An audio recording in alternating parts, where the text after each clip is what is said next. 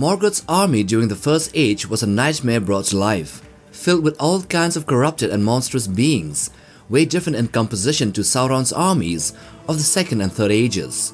Each type of soldier or creature played a specific role, making his forces a dreadful sight to behold. Now let's take a look at them. At least 20 types of creatures and races that were present in the forces of Morgoth. The first one, Orcs. So Orcs made up the bulk of Morgoth's army, but they weren't all the same.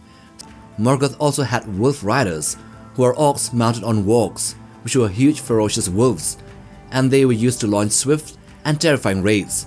Lastly, there were the goblins, which were smaller orcs that infested the mountains. They were sneaky and vicious, specializing in ambushes and swarming tactics. Secondly, there were also evil men. So Morgoth was able to seduce and corrupt many human tribes, particularly the Easterlings, also known as the Swarthy Men. These men were ruthless and opportunistic, drawn by the promises of power and wealth. They fought alongside Morgoth's orcs, adding a more organized and disciplined element to his otherwise chaotic armies. The Easterlings were instrumental in betraying the forces of the West during key moments of the First Age, and their human cunning made them formidable allies. So thirdly, there were also half-humans, though they were better known as Saruman's and Sauron's creation later, a blend of orc and human blood, giving them the strength and the endurance of orcs with the cunning of men, which were massive and powerful troll-like beings, smaller than the typical trolls, but larger than men. And they were also thought to be half men, or at least with some human element in their blood, which makes them even more dangerous in battle.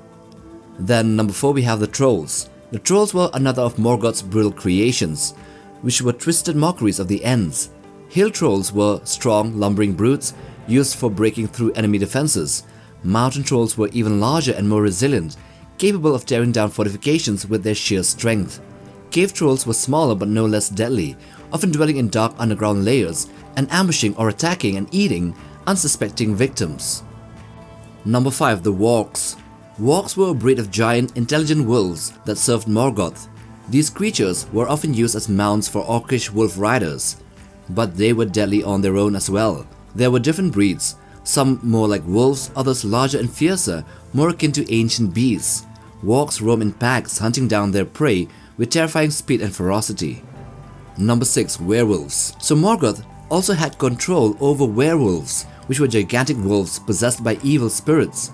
The most infamous were Dragulin, which was the first of his kind, and Karkaroth, a monstrous wolf who was set to god Angband and was destined to kill Huan the Hound. These creatures were intelligent and deadly, with an insatiable hunger for destruction. Karkaroth, in particular, was a beast of immense size, corrupted by the power of a Silmaril. Number 7, Tevildo and his cats. So before Sauron's rise, Morgoth had a servant named Tevildo, who was a prince of cats. His cats were spies and hunters, sneaking through the forests of Middle-earth and behind enemy lines. Though later stories elevate Sauron, Tevildo's cats were originally an important part of Morgoth's intelligence network, silently gathering information or also maybe eliminating threats. Number 8, the vampires. Vampires in Morgoth's service were not the blood-sucking creatures of modern folklore, but massive bat-like beings inhabited by evil spirits. Thuringwethil, the most famous, served as a messenger for Sauron, and her shape-shifting abilities made her a fearsome creature. These vampires were used for stealth and sabotage, maybe often attacking at night or during storms. Number 9, giant spiders. The terrifying Ungoliant, the great primordial spider, was not directly under Morgoth's control, but her offsprings certainly made their way into his realm. These gigantic spiders infested the dark places of the world, spreading corruption and fear. While they weren't strictly part of Morgoth's army, they were allies of darkness, causing havoc wherever they went. Number 10, the evil trees of Taurnufuin. So in the forest of Taurnufuin, Morgoth's evil seeped into the very land, corrupting even the trees. These evil trees became twisted, deceitful beings, luring travelers into losing their ways. They were not soldiers in the traditional sense, but they were part of the land's treacherous defense, making the forest near Morgoth's domain a living nightmare. Number 11, the Felbeasts. The Felbeasts were ancient creatures from the Elder Days, possibly corrupted and enslaved by Morgoth originally.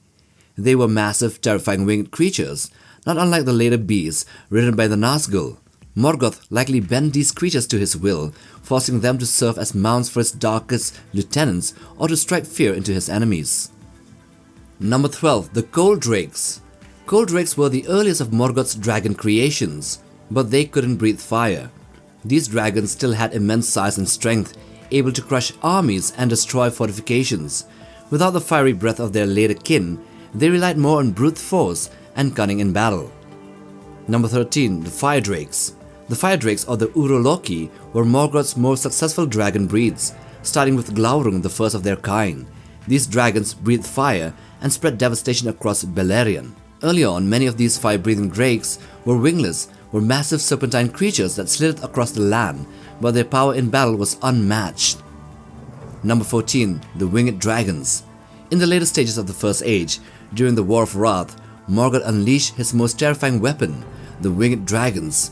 And Calagon the Black, the greatest of these, was so enormous that his fall broke the mountains of Thangorodrim.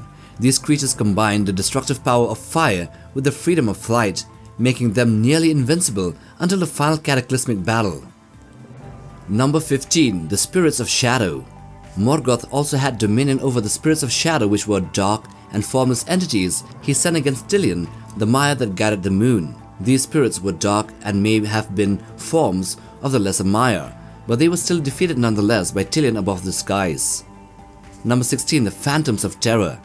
In the Elder Days, Morgoth also unleashed Phantoms of Terror, which were formless creatures that haunted the Elves and other free peoples. These phantoms took on terrifying shapes, plaguing the minds of their victims and driving them to despair or madness. They weren't direct combatants, but their psychological warfare was just as devastating. Number 17. The Beasts of Horn and Ivory. Morgoth twisted the natural world, corrupting many of its creatures. The Beasts of Horn and Ivory were some of the more unusual results. They were massive powerful creatures that once roamed freely in the First Age, but were corrupted by Morgoth. They became wild and violent, hunted down by the Valar Orome and his company of riders. Number 18. The Bulldogs.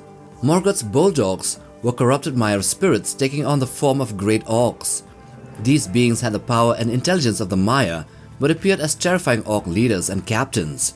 Their presence added a layer of cunning and magical power to the orcish armies, making them far more dangerous than they would have without them. Number 19. The Balrogs. Perhaps Morgoth's most feared servants were the Balrogs. They were fiery beings of shadow and flame who were once Maiar spirits like Sauron. They wielded fiery whips and were capable of immense destruction. Balrogs were Morgoth's personal enforcers, rarely appearing in large numbers, but if they do, they would cause devastation on an unheard scale. And of course 20. Sauron. Last but definitely not the least was Sauron, Morgoth's most trusted lieutenant aside from Gothmog. A shapeshifter and a master of deceit, Sauron was originally a powerful Maiar called Mairon. Before falling under Morgoth's influence, he commanded many of Morgoth's forces and was a master of sorcery and strategy, becoming the second Dark Lord after Morgoth's defeat. His ability to infiltrate and to manipulate made him a dangerous enemy even before his rise to power in the later ages. Now lay back for a while and have a long thought about this video. And if you're ready, then do check out more of these on our channel. We just might have content you haven't even thought about. Anyway, like, subscribe, and we'll see you in the next video. Take care, fam.